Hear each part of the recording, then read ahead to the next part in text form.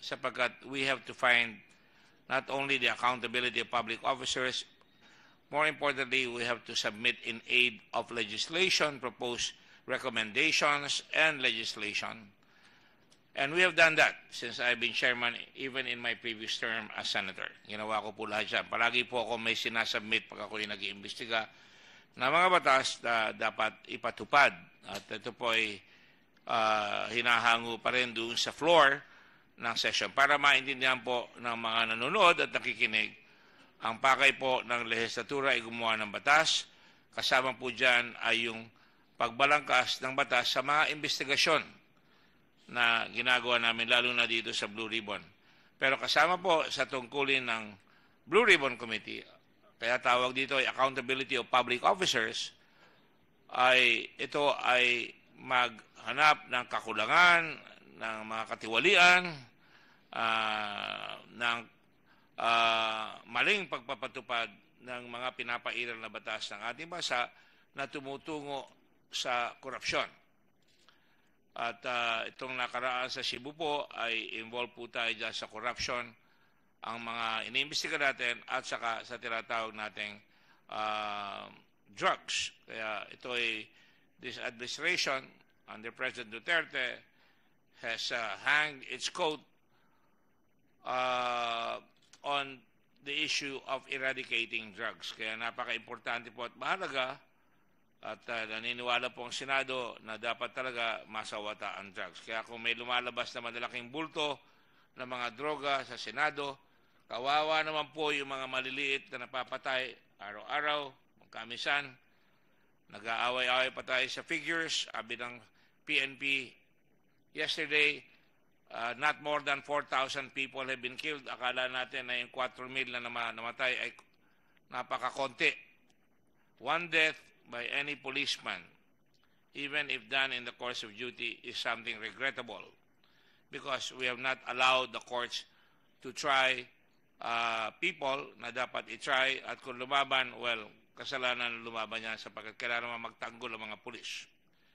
Pero ganun pa man, there are also others na sinasabi, libo-libo pa ang namamatay, hindi lang 4,000. Kaya pag nilalabasan po tayo rito, tayo po, ang inyong abang lingkod, ay mismong nagsusog ng investigasyon dito bilang Blue Ribbon sapagkat kami po ay pwedeng mag-motu proprio. Ibig sabihin on our own initiative ay tatawag po kami ng hearing na hindi na kailangan paraanin pa sa floor ng Senado at karaka-raka dahil nga sa nature ng capability or accountability ng Blue Ribbon Committee or Accountability of Public Officers, kailangan bilisan ang pagtutugis sa mga nangyayari sapagkat pag tumatagal ay lalong sumasama. I'm sure po, itong mga investigasyon ay nagdulot ng kahit paano kaigihan sapagkat ang alam ko sa bagong Commissioner La Peña ay tumaas ang koleksyon ng napakalaki at mamaya tatalagin po natin yan. Kaya nga napakahalaga na ang investigasyon ng Senado ay nire-respeto ng lahat. Kaya galit kayo sa senador na nagtatanong sa inyo. Wala kayong karapatan na hindi sumipot. At ang power of subpoena or power to declare someone in contempt is something that we do not do with relish. Hindi kami natutuwa na papakulong namin ang isang tao dahil ayaw humarap. Sa maraming desisyon ng Korte Suprema, sinabi dyan na ang proseso ng Senado para makagawa ng batas in aid of legislation ay kailangan meron silang power of contempt.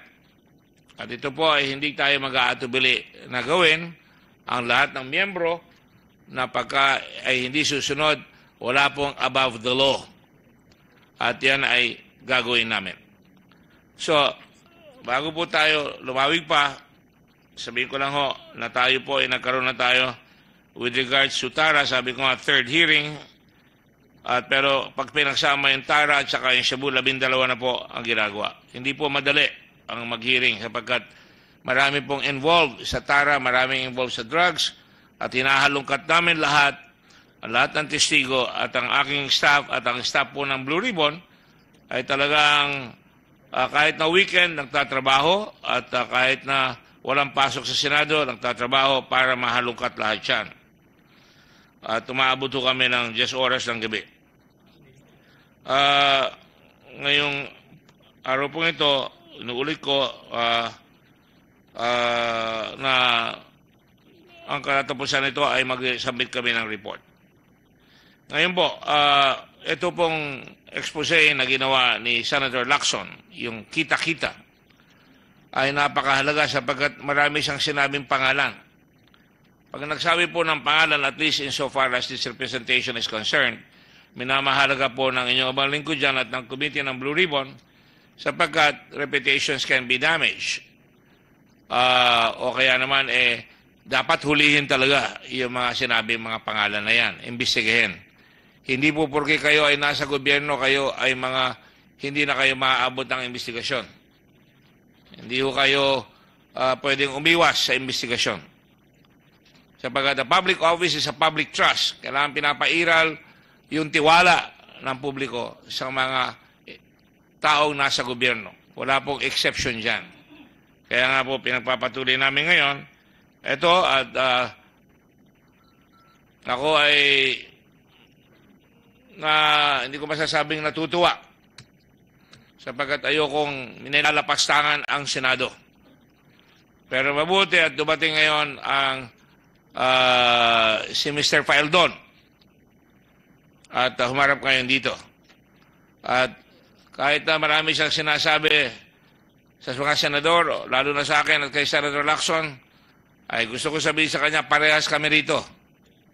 At kung kayo ay may alinlangan, pwede kayong pumunta at dito sa Senado at mag-file ang Ethics Committee o magdemanda kayo kung kayo ay may kaso na kailangan gawin ninyo. Pero hindi nyo pwede kaming tatanggihan at hindi kayo haharap dito. At kami ay papatulan namin kayo. Si Mr. Faeldon po ay nakakulong dyan sa baba sapagkat hindi siya humarap dito ng matagal. Hindi ko gusto pong magpakulong. Nabi ko na riyan ho sa marami. Pero kung humarap siya at sumagot, magaling. Pwede naman siyang magsabi rito na I refuse to answer on the grounds that it will incriminate me. Depending on the question. When the question is asked, that is when he must answer that. Pero hindi niya pwede sabihin, blanket, hindi ako papayag na sumagot. Kaya nga sinasabi ko palagi, at sinasabi ko, inuulit ko, lahat kayo, tinatanong ko kung may abogado kayo, at sinasabi ko, you have the right to remain silent. Anything you say or do can be used against you in a court of law. You have a right to an attorney, and if you cannot afford one, the state will provide you with one. Hindi kayo magtataka na nung araw may mga humarap dito na binigyan pa namin ng abogado para may pagpatuloy yung ating investigasyon. Pero when you do so and refuse and you're arrogant, we will apply the law against you. So today, let me just point out that while Mr. Faeldon ay nakapiit dito, inuulit ko sa madla, si Mr. Faeldon po, or hindi ko siya tinatawag na captain because siya ay nagkudeta. Tumalikod siya sa kanyang tungkulin. Pero ganun talaga. Panagutan mo yung ginagawa mo. Kung ikaw ay nagkudeta, panindigan mo. Ikaw ay pinayagan namin magkaroon ng mga bisita ilang beses diyan sa kinalugaran mo. Walang rehas doon sa lugar na lugaran mo sa baba. Meron nakaparadang ambulansya palagi dyan at nakahanda kung ikaw ay magkakasakit o iatakihin. Ikaw ay pinayagan na magkaroon ng mga party sa baba. Dumating ang iyong ama at iyong mga kamag-anak. Ikaw ay pinayagan namin na magbisita. Ang iyong mga kaibigan, iyong abogado, walang humahadlang. At kung ikaw ay magpapaalam, huwag lang lapastangan ang style mo, ay hindi kami hadlang. Nagkaroon pa kayo ng family gatherings inside the Senate. At gusto ko ulitin, walang prohibition sa iyo. At sa totoo lang, gumastos ng malaki, including attributed cost, na halos 400,000 na salapi ang Senado sa inyo. Tuwing lalabas kayo, meron pa kayong gwardya. Hindi lang kayo napayagan doon sa tinatawag nating prosesyon sapagkat iyon ay maaaring may mangyari sa inyo at hindi namin pananagutan yan. Kaya hindi kayo pinayagan doon. Pinayagan kayong mag-oath even if it's against our observation na kayo ay dapat pang i-appoint. Pero in-appoint kayo ng Pangulo and out of respect for the President because hindi pa naman kayo totally nako-condemn na be-penalized, pinayagan namin kayo. At kayo ay nakapagsumpa. Totoo po ba yan, Mr. Peldon? I do not agree with the rest, Your Honor. Well, you may not agree with the rest. Do not court again the ire of the Senate. You do not agree na hindi kayo pinayagan magkaroon ng bisita? My father's been long dead. I never had a party with my father dito sa Senate. Nor have a party with anybody. Yeah. A party for your father, a family gathering. Totoo o hindi? Sinusubukan ko lang kung ikaw ay talagang... We had a dinner. Ha? We had a dinner. Oh, so nag-dinner kayo. You had a family gathering. It's not a party. It's, you know, it's Christmas. It's a family gathering. Oh, you're exaggerating, Your Honor. Don't tell me I'm exaggerating.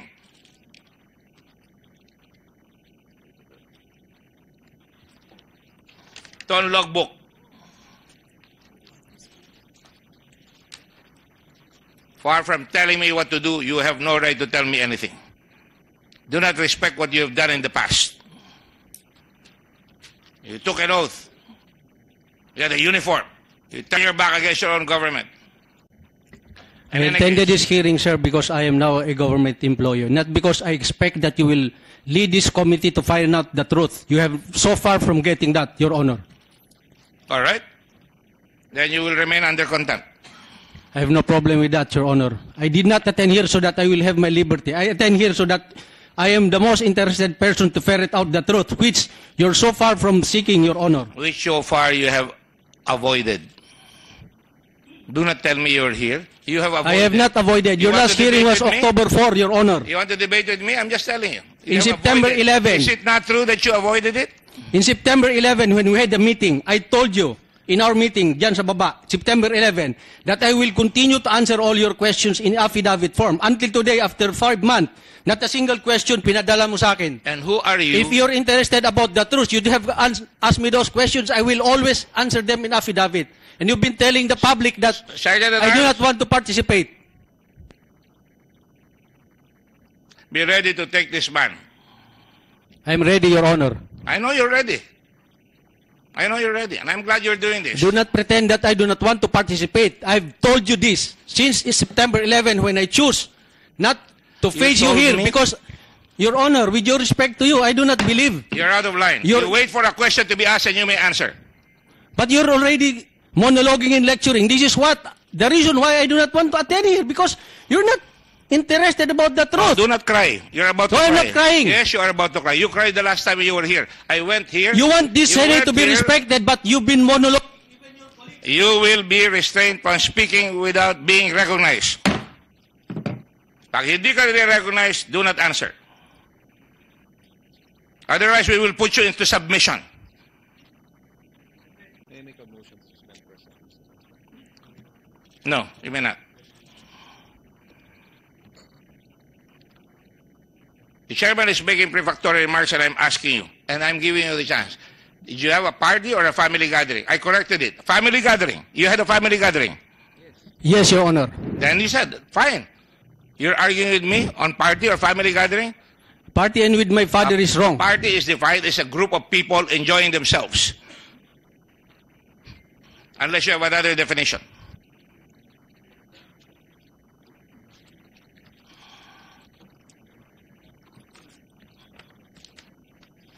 I want for the record all the logbooks that shows that he has been visited. See, your actions show how defiant you are, that you are not fit.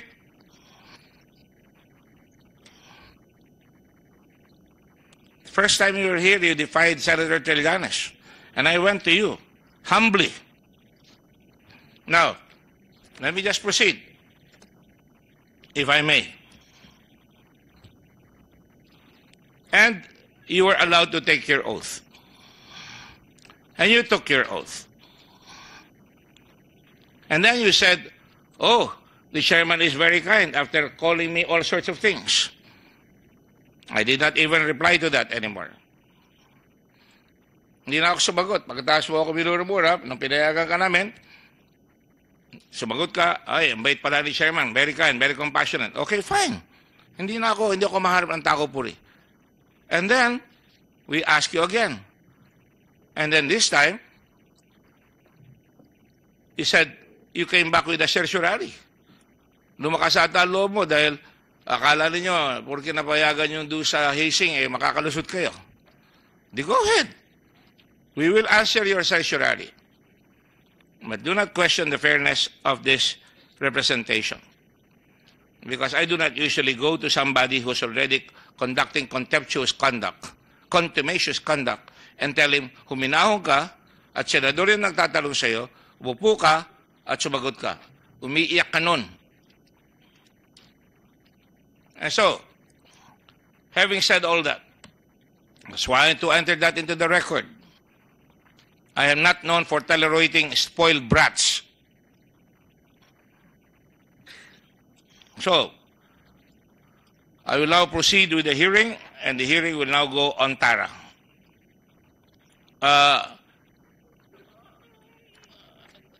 Commissioner La Peña, thank you for coming here, sir. Allegations have been made here by Senator Lacson na napakaraming sinabi ng mga pangalan.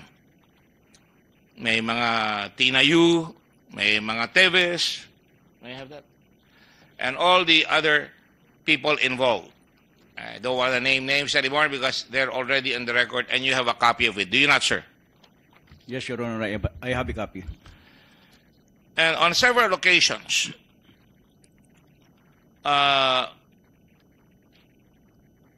Senator Lacson used you and asked you to testify, not used to, ask you as a source, that at some point in time, there was an offer made tungkol doon sa resibo ng mga gasoline companies. Is that correct, sir? Yung po ba mga resibo na rebate sa taxes? Tax credits? Yes, tax credit certificate, Your Honor. And ano po ang ibig sabihin nun? Well, these are the tax credits that are entitled to certain companies after determining that such amount will be returned back to said companies, Your Honor. And what is that in connection with Tara? Was that offered to you? No, Your Honor. It was not offered to me. But when it was being, when I newly assumed, there were a lot of processing of these tax credit certificates, and then along the way, somebody told me, whispered to me that that's where the pasalubong will come from, Your Honor. Yes, Senator Lacson vividly described it as pasalubong, as if kung sa military mayroon raw pabaon, dito raw sa customs may pasalubong. Did you take it as pasalubong? That was the term used, Your Honor. But my reaction was to recall all the tax credit certificate that has been processed, and then I re-evaluated it, have verification with the companies concerned if there were some conditions in the processing of those tax credit certificate. And then issued such credit certificate during a flag raising ceremony done by myself. And you announced it? Yes, Your Honor, I announced it. You announced and it is with the utmost You transparency. rejected the pasalubong, in effect. Yes, in effect, Your Honor, although there was no mention that it is a pasalubong to me, the mention is, that's where the pasalubong comes Well, from. let us be candid. Yes, Your Honor. That is what we hear, na may nangyayaring ganun. Tama po Yes, yan? Your Honor. Yes, Your Honor. So, yun ay parang pasalubong na parang pahiwatig sa inyo na yun ay bago kayong customs commissioner, and therefore, kung kayo ay makikipag-play ball, marami kayong makukuhang mga pasalubong at iba pang mga regalo. Yes, Your Honor. That's the impression I got. Opo. Nung upo kayo, tumaas na ho ba ang koleksyon ng customs? Yes, Your Honor. I would say that the initial doables, short-term doables that I saw necessary to be implemented, I would say that it had a favorable effect, and that is addressing the corruption, Your Honor. My marching order from the President before I assume is to stop corruption and improve revenue collection. And we know that that corruption is a campaign promise of the President. And of course, yung improving the revenue collection is a mandate of the Bureau of Customs. But along the way, I found out that these two are directly related with each other. And when you stop corruption, I saw that the revenue collection also increases.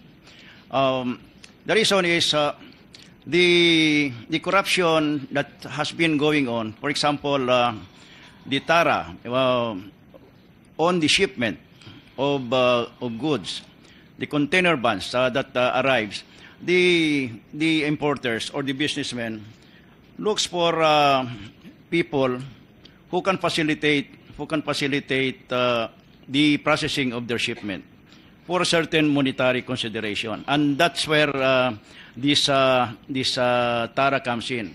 But that money that will be used to pay the facilitators will not come from the profit of businessmen, nor the compensation of the brokers or the processors. It will come from the revenue that is due government. So the government is losing money, Yes, Your Honor. especially at this time when we have raised taxes, That's right, Your Honor. and you have to cover those taxes. That's right, Your Honor. Have you been threatened, for example, na hihina ang koleksyon nyo kung kayo ay maniningil ng tamang buwis at hindi kami magpapadala dyan para humina ang koleksyon nyo, para kayo ay mapahiya? Come again, Your Honor. Meron ako narinig dyan na ibang mga player dyan ay sinasabihan raw yung mga tao ninyo na kung hindi kayo hindi nyo kami lulubayan, sabi nila, ay hindi kami mag-i-import ng tuloy-tuloy at i-hold namin. Para sa ganoon, humina ang collection ng customs. Meron ba kayo narinig na gano'n? Not that specific example, Your Honor. But I heard of efforts from the players that they will do some action to deter or to obstruct the reforms that I am doing, Your Honor. However, I would just like to state, Your Honor, and for the information of the honorable committee, that taking the figure that was cited to me by a Chinese official when he came to my office, he said $42 billion departs from China.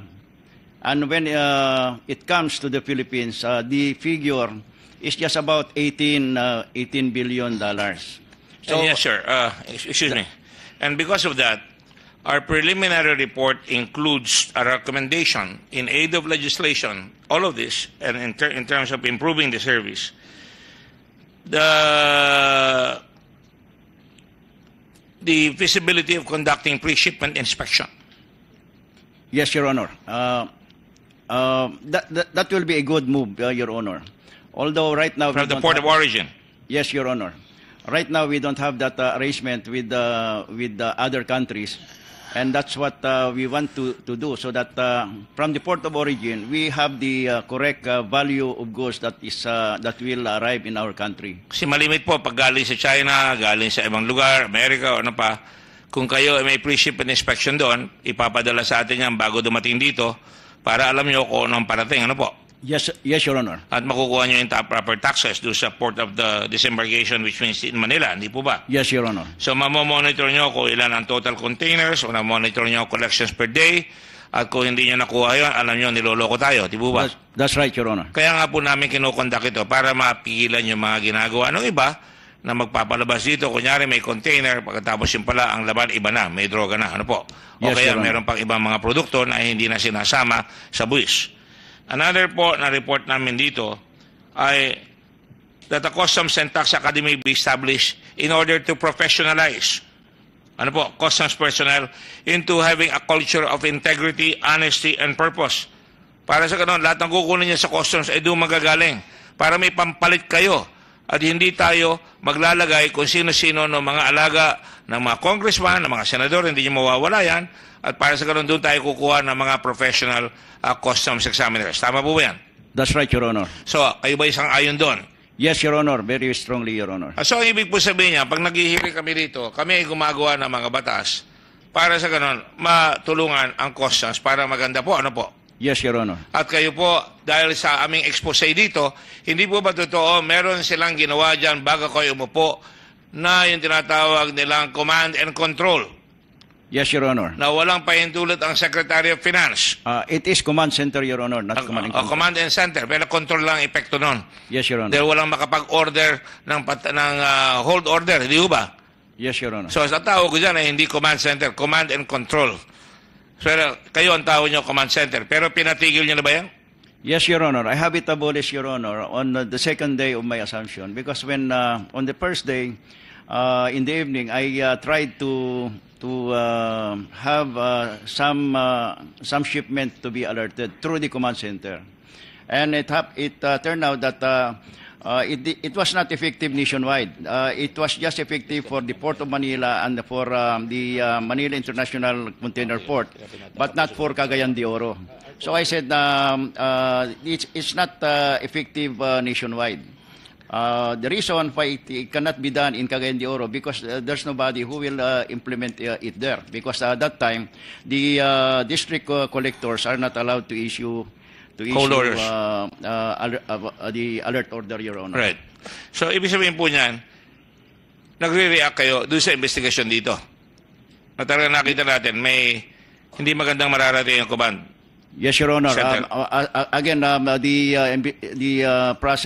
investigation process, Your Honor, is a very good guide for me because it had helped me a lot in the study of the problem of the Bureau of Customs. Thank you, sir. The other thing that I would like to request kung nakikinig ang Ombudsman at saka Department of Justice, ay makinig naman sila dito at kunin nila yung mga nakakalap na ebidensya dito. Dahil kung magkami sa nangongolekta kami ng ebidensya dito, inuunahan kami ng iba at hindi luto, hindi pa hinog, ay nagpa-file na sila ng kaso karakaraka nang wala man lang coordination dito. At ang nangyayari, hindi naman kami humingi ng coordination, pero nagangamba lang ako na yung ginagawa nila ay parang inuunahan at ang nangyayari nadidismiss. At yan ang marami tayong problema dito, yung nadidismiss. Ano po? So, payag ba kayo na sinasabi na namin na recommendation na public-private partnership to help monitor on a monthly basis the compliance of the BOC of its target and in the implementation of the attrition law? Yes, Your Honor. Sa madaling sabi po, meron tayong anti-sugar smuggling, di ba? Kasama niyo yung partner, partner niyo ba yung mga sugar planters? Not yet, Your Honor, but that's the way we are going to. Part of our plans is the creation of an anti-smuggling task force, and in the implementation of its functions, definitely we will be involving a citizen or a community component, Your Honor, especially the stakeholders in that particular product, Your Honor. Isang function ng Senate ng Customs ay proteksyonan yung mga hanap buhay ng mga tao, manggagawa, mga planter, mga farmer.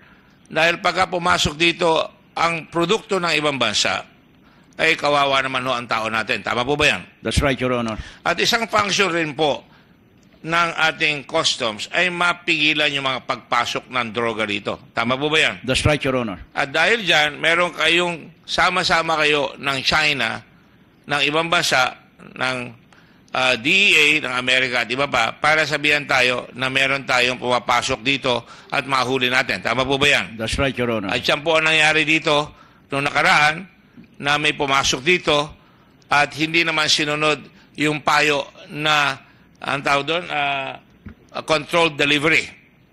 Di ba? Yes, Your Honor. So, yun ang nangyari. Nasira yung controlled delivery at ngayon may problema pa ang Department of Justice dahil yung judge sa Valenzuela dinidismiss yung kaso.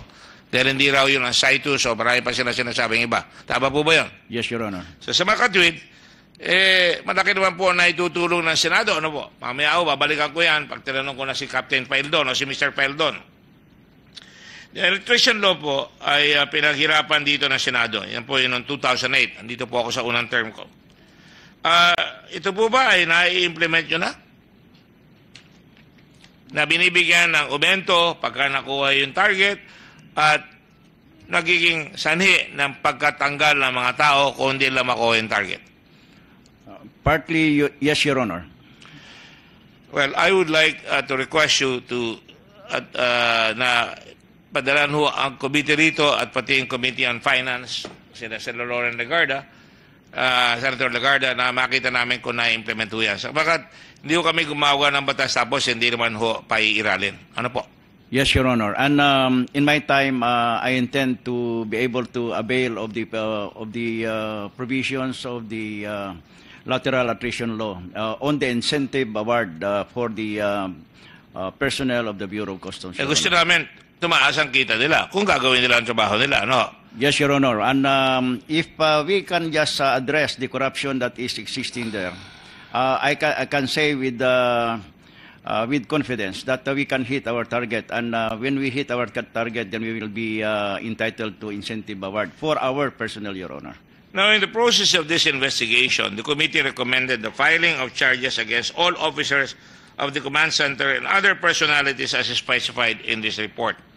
Tara system in Shabu as discovered by this committee and therefore recommended also that that must be totally dismantled. Alam po ba ninyo kung na-file na ng kaso? Yung mga taong dapat file ng kaso? Well, on the side of the Bureau of Customs, Your Honor, we have a case that we have filed for some people, Your Honor, involved in this 604 kilos, and this we have filed in September.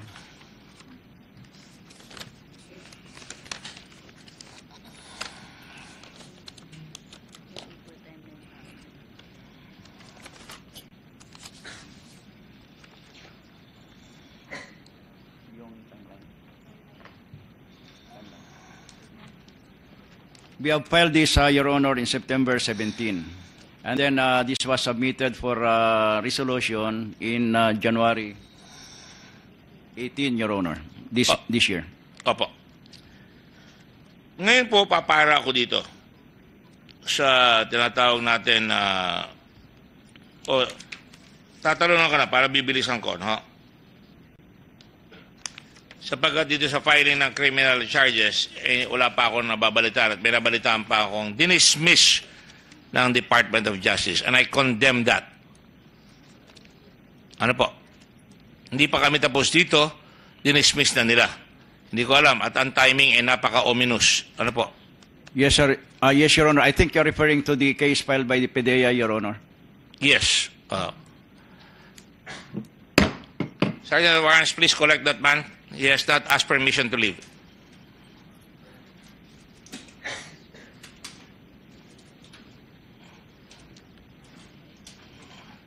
Soldiers, you're a soldier, sir, aren't you? Before, you're a policeman. Commissioner La Peña, ano po? Yes, Your Honor. And you've been trained at the military academy, right? Yes, Your Honor. And therefore, you are trained to respect all authorities, legal authorities. Di po ba? Yes, Your Honor. And therefore, I'm calling attention upon everybody here that you do not leave without permission. Yes, Your Honor. May I, I remember that you said before, Your Honor, that if we want to leave, we raise our right hand, Your Honor. That's correct. And you are given permission. I even joke about it as That's right, Your Honor. liquidity problems. That's right, Your Honor. Yes, Your Honor. may I, Yes, Mr. Feldon. I'm sorry, Your Honor, because you've said a while ago that I'm not allowed to talk unless you ask me to talk. So I've written this and been giving some signals to you so that I do not want to interrupt your interpellation with the commissioner. I So don't have X-ray vision. I'm sorry. And if I did, that will burn. that's why, You are asking to go to the toilet. yes, sir. I apologize. You may proceed. Thank you, sir. Secretary of Arms, guide him.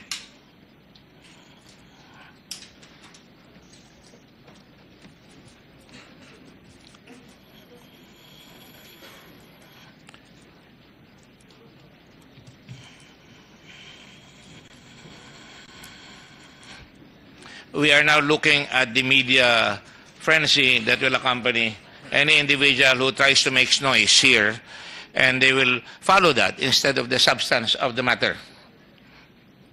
I'm sorry, I have to make that statement. I am not here on a popularity contest. Doesn't really matter. I think I've earned my way. Now, Mr. Commissioner, I will jump because he left. I will just say, you also made sure that you are going to conduct a periodic review of the performance of licensed brokers. Nakalagay po yan. Meron na po ba kayong kopya nitong report ko? I have not read it yet. We will Your give you now a copy. Yes, Your Honor. And do you agree with that? A periodic review of the performance of licensed brokers? Yes, Your Honor. Para masiguro ho natin na yung mga licensed broker, alam nila may lisensya sila na pwede silang tanggalin. Ano po? Yes, Your Honor. In fact, we have adopted. Pag nagloko. Go ahead, sir. Yes, Your Honor. In fact, we have adopted. I have adopted a policy that if a broker or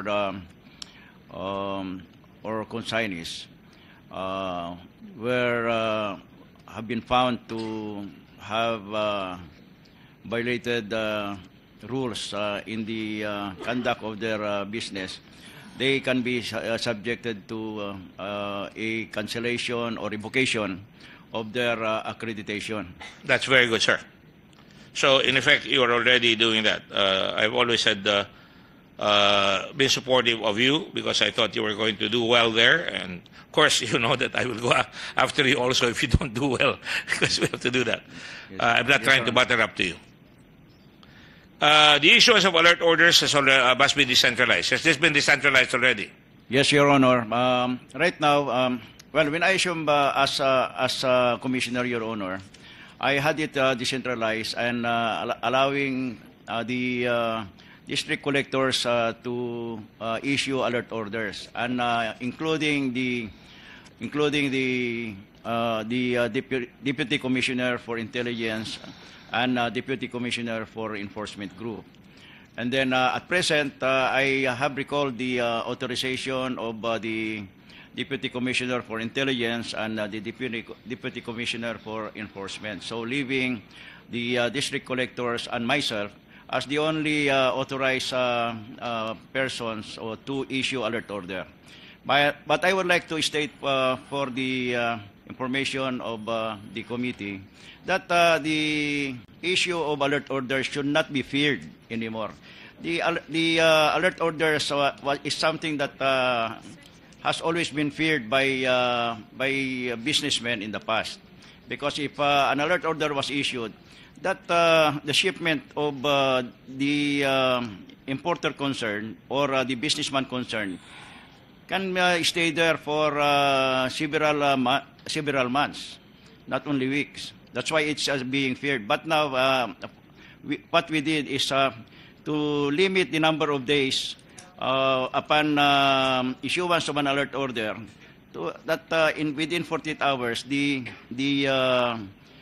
the information that is contained in that alert order should be verified within 48 hours.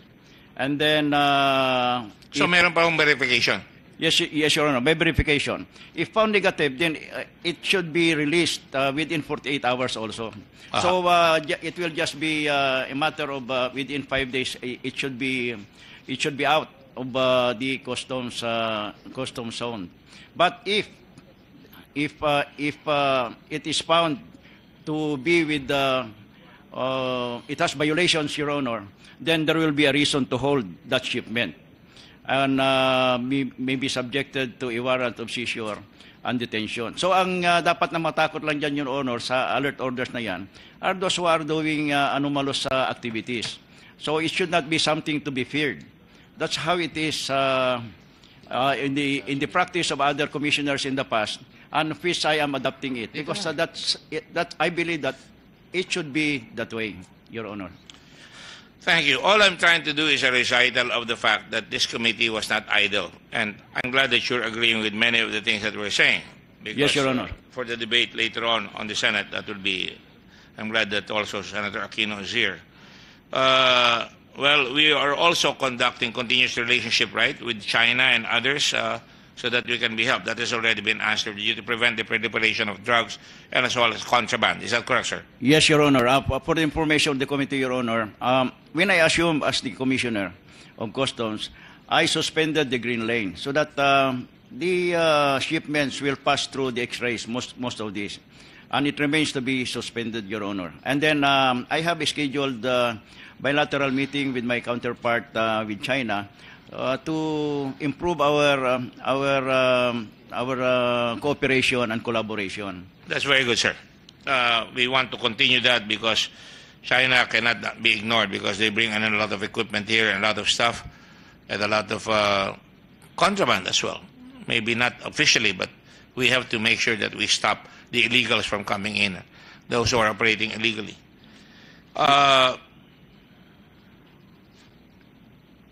We have also recommended among, apart from Mr. Faildon, Mr. Maestrocampo, the others in the command group, the filing of Chen Yulong against Chen Yulong, alias Richard Tan, Irene Tata, TJ Marcellana, Mark Ruben Taguba, Dong Yi Shen, alias Kenneth Dong, and Guang Feng. You're aware of that, sir, aren't you? Yes, Your Honor. Shen Min, etc., and many others here. I will call on the Department of Justice shortly for a couple of reasons, including this one. And then, of course, we recommended regulatory compliance checks and tests. We will give you this for the following: Hongfei, Golden Strike Logistics, EMT Trading, Integrity Trading, RO, and SS Tradings. We also invited personalities who, due to their close personal relationships to persons possessing high authority, are held to higher standards of accountability. We did not exempt the son of the president from coming here. We asked him questions, and the person who was principally after him was given all the opportunity to ask questions. And unfortunately, he was not able to give the questions. He was not able to get any investigation, his accusations proven. We also want to make sure that that Section 21 of RA 9165 with regard to drug destruction be done right away. And also many others who the government has not been able to identify, like Tita Nani, Jojo Bakud, Jack, and Noel. I would advise the Commissioner of Customs to try and conduct an investigation here on Jojo Bakud, on Nani, and these people. I will give this copy to you, and please consider it accompanied by a verbal order a request that we investigate further these personalities because they may still be operating in your area of responsibility. Yes, Your Honor. Thank you. For the information of the Honorable Chairman of the committee, we have issued a notice to the public that Jojo Bacod is not authorized to be dealing with the Bureau of Customs, Your Honor. So marami pong kayong ginawa na reform dahil dito sa mga nakita ho natin dito, ano po? Yes, Your Honor. Hindi naman ho sa tinatapik ko ang likod namin dito sa Blue Ribbon, pero yan ho ang kahalagaan ng Senado na talagang sinasaliksik talaga yung dapat saliksikin at hindi grandstanding para may mangyayari. Ano po? Yes, Your Honor. At ganoon din dito sa huli natin ay yung maglagay tayo ng area na hindi makakapasok yung mga taong hindi dapat pumasok. Yes, Your Honor. Actually, that's now in the process of implementation. We have designated certain areas that can be accessed by people who have Hindi nila pwedeng kausapin yung examiner, hindi nila pwedeng kausapin yung mag-assess. Ano po? That's right, Your Honor. At kung may complaint sila, nandun lang sila para makausap yung dapat kausapin na, pero hindi yung nag-assess. Yes, Your Honor. In fact, also we have abolished the sections, Your Honor. We have one window, no sections policy in the Bureau of Customs, just to disrupt the unholy alliance between the brokers and the examiners, Your Honor. And that is in accordance with that designation of areas that can be that where people can go to depending on their purpose with the Bureau of Customs. Right. All right. Finally, welcome back. You really had a long time at the toilet, did you not, Mr. Feldon? I hope you didn't piss on the media. No, Your Honor. I hope you didn't piss on your pants. Just one last question. All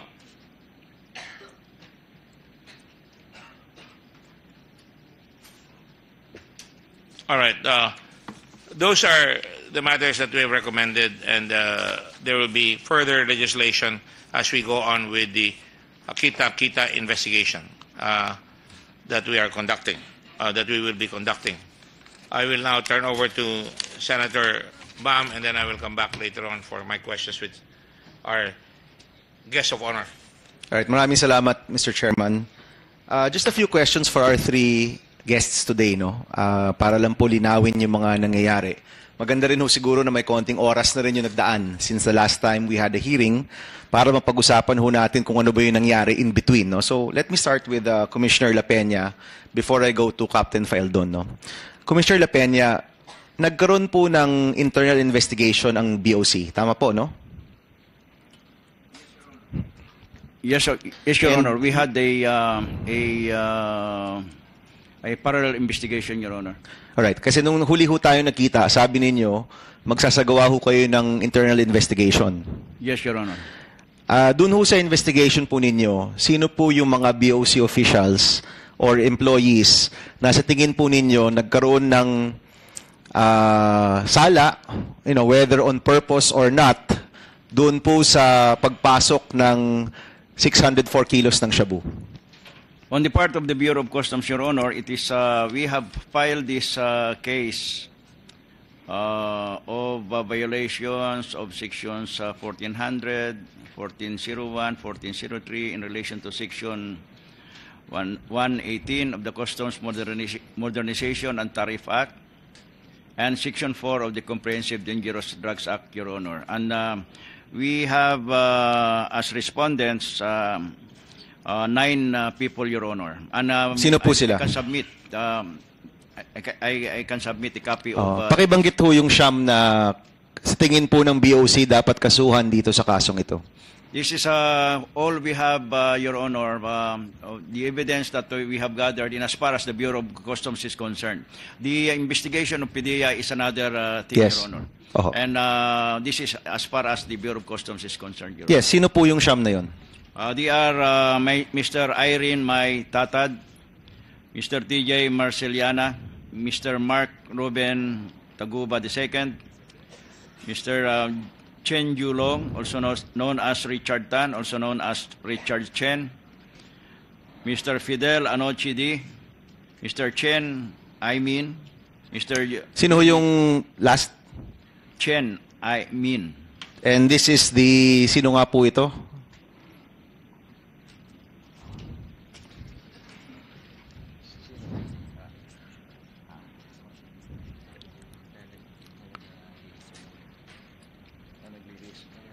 Yeah. He is the one of the Chinese national that was leasing. That was leasing the warehouse, Your Honor. Okay. Kay Fidel D. No? Doon po sa bahay sa Valenzuela. Yes, Your Honor. Okay. Sino pa po? John Min Jun. Okay. Silang dalawa, yung lessor, no? Yes, Your Honor. And then Li Guan Feng, also known as Manny Lee. Okay. And then Mr. Dong Yi Shen, also known as Kenneth Dong. Alright. Wala ho kayong kinasuhan sa loob ng BOC na sa tingin po ninyo nagkasala dun sa pagpasok ng drug sa ating bansa? Well, this is how the investigation went, Your Honor. So wala. So sa tingin ho ninyo, sa lahat ng mga miyembro na sinabi ni Mark Taguba na sa speech ni Senator Lacson na cross-examine ng ating chairman, ni isang BOC official, wala sa tingin po ninyo yung may sala dito sa kasong ito? This is yes, Your Honor. But we have another action on the possible violation of anti-graft and corrupt practices, Your Honor. Okay, sige po, pakibanggit po. Which was referred to Ombudsman. So meron ho kayong criminal case na final sa DOJ and it included all of the private individuals, pero pagdating po sa mga BOC officials, meron kayong separate case. Is that correct? Yes, Your Honor. Yes, Your Honor. We hope that in the investigation of Ombudsman, it addresses criminal and administrative cases, Your Honor. Alright. Sino po yung mga recommendation po ninyo sa Ombudsman na dapat makasuhan?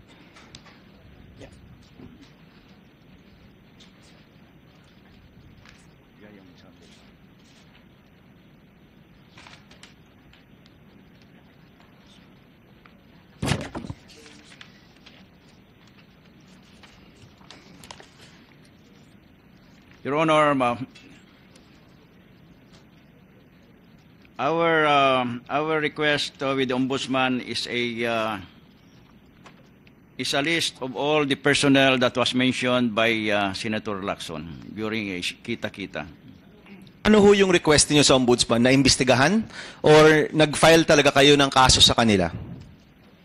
To conduct investigation, Your Honor. So, you're saying, Commissioner La Peña, dun sa internal investigation ho ninyo, wala ho kayong nahanap na BOC official na involved dito sa kasong ito at imbes, binigay nyo sa Ombudsman. Hindi ho ba pinasok nga ho kayo dyan para mailinis yung BOC? Yes, Your Honor, but that's how the investigation went. And that's one point of reform, Your Honor. That's why I also created an internal affairs service of the Bureau of Customs. Because what happened is the one conducting investigation, the CIIS, are the people who are from CIIS also. So kumbaga ho, ang tingin ho ninyo, walang kakayahan yung BOC na imbestigahan yung sarili niya. Kaya nyo inilipat sa Ombudsman. Is that your logic there? I would say may kakayahan, Your Honor. Mm-hmm. But, they are the investigators, the CIIS, and that's the result of the investigation that was forwarded and then made and then filed with the case as I cited earlier, Your Honor. So yung CIS po ninyo, merong investigation? Yes, Your Honor. Meron bang nahanap na BOC employee or official involved dun po sa inyong investigation ang CIS? Wala ho silang nahanap?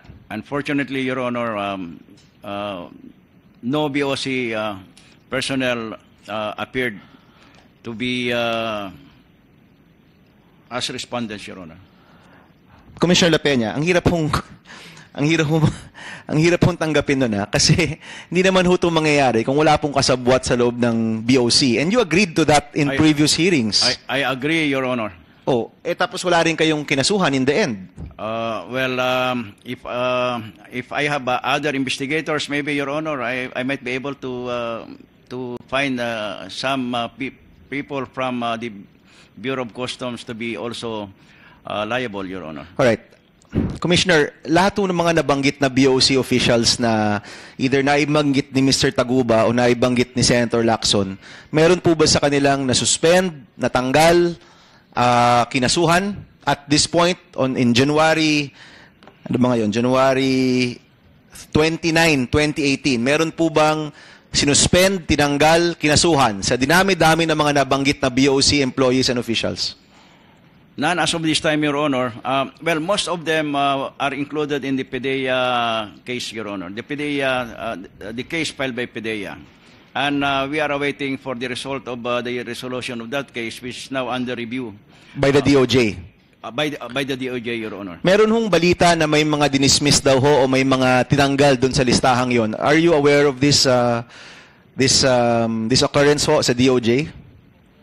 I'm not aware, Your Honor. Maybe we can ask DOJ to come, no? Pero hindi ho ba katakataka, Commissioner La Peña, na sa dami-dami ng hearing natin dito, ni isang BOC official ang nasuspend, tinanggal o kinasuhan man lang dito po sa issue na ito?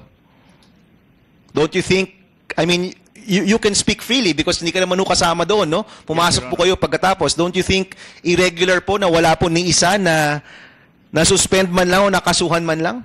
I agree, Your Honor. There is one, Your Honor, Mr. Lambert Hilario. Si Hilario? Yeah. Anong nangyari kay Hilario? He was suspended and he was moved to the Customs Monitoring Unit, Your Honor. So hindi rin siya tinanggal, nilipat lang ng opisina? Yes, Your Honor, because separating or dismissing one will have to go through a due process, Your Honor. All right. Captain Fildon, okay, Mr. Fildon, sabi ho ni Chairman, Mr. Fildon, former Commissioner Fildon, kayo ho yung nagsasabi na I think Commissioner La Peña is also needs a liquidity break, Mr. Chairman, no? Kayo from the start, sinasabi ho ninyo wala kayong kinalaman dito sa pagpasok ng Shabu. Is that correct? Yes, Your Honor. All right. Tama ho ba na walang ni isang BOC employer official na nakasuhan dito sa kasong ito? Miss Attorney Hilario, the one Commissioner La Peña mentioned, ayun po yung kinasuhan namin initially. Kinasuhan ninyo pero nilipat rin lang ng opisina. Hindi ko na alam because 6 months na po yung nakakalapit. But do you agree? First of all, Captain Feldon, lahat ng mga tanong ko para sa iyo talaga eh. At inipon ko to ng ilang buwan. No? Kaya nagpapasalamat ako na nandito ka. Tama ho sabihin na hindi ito mangyayari kung walang kasabwat sa loob ng BOC. I do not want to speculate because ito yung problema natin, sir. When we start speculating and destroying people's name here. I want to stick dun sa facts. Yung nangyari talaga nakalusot at hinabol po natin. So, yun lang kaya kong sabihin dito. But if I speculate, and then I have to point wala out ho kung people. sinasabing individuals, ha? Sinasabi ko lang ho, mangyayari ba ito kung ginagawa ng BOC yung trabaho niya or kung wala pong kasabwat sa BOC? Will this happen? There are other factors, sir. Sige po. If we need to stop smuggling like that. You know, for 117 years, the BOC has never been at par with the rest of the world as far as control of shipments to the country is concerned. When I assume it's only 8% yung capability natin sa X-ray, I wonder what we have done in the past years. And then itong computer system that's supposed to detect anomalies in the documents ay document investigation lang po yun eh. Kung nagsinungaling yung si Mr. Taguba at sinabi niya diyan ay footwear yung risk management system, hindi na po niya yun madidetect. And when we cannot subject all this shipment to X-ray, then we can never find out that what is supposed to be a footwear is a shipment of shabu. So, ito yung mga dapat natin pag-uusapan siguro, sir. Okay. What made this custom so helpless? I'll stop you there. No? In fairness sa recommendations naman ng Blue Ribbon Committee, that's covered already, yung mga possible changes. But ang sinasabi ho ninyo, posibleng nakalusot to na wala pong kakuntsaba sa loob ng BOC. That's what you're saying. Posible po yon. Nakalusot po siya because the BOC is incapable of stopping it.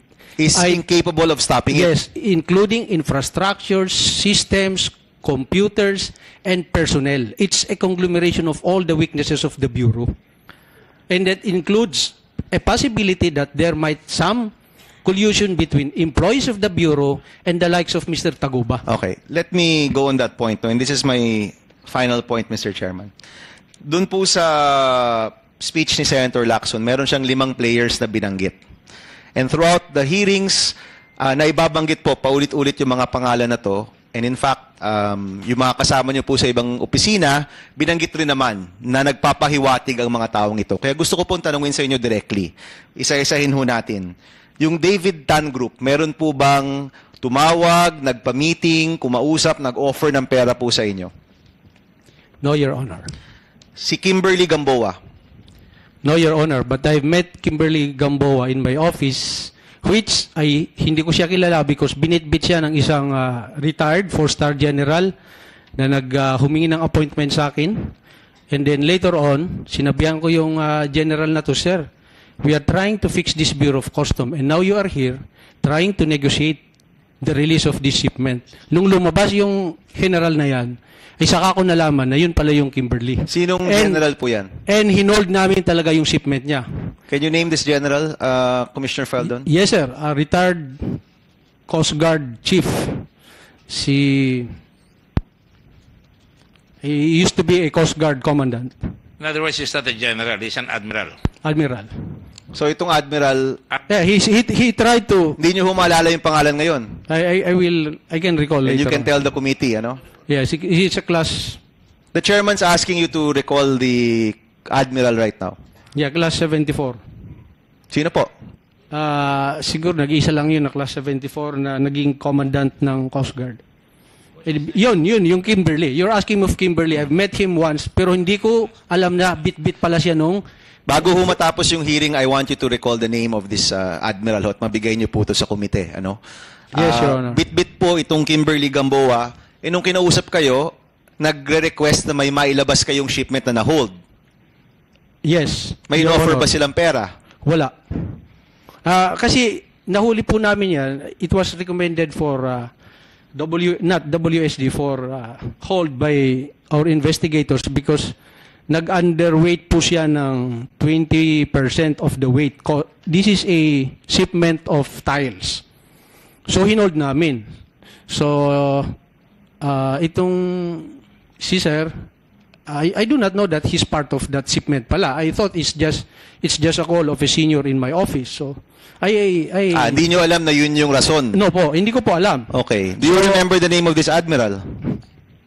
Na nanghihimasok po sa inyong operations? Hindi pa po, sir. Okay, I will recall. Manny Santos. Manny Santos Group, meron hong nagpahiwatig sa inyo. No po. Teves Group. Si Teves Group, ito po yung experience ko sa kanila. Sige po. Okay. When I assumed office in June 30, nag-text sa akin si Deputy Commissioner Nepomuceno.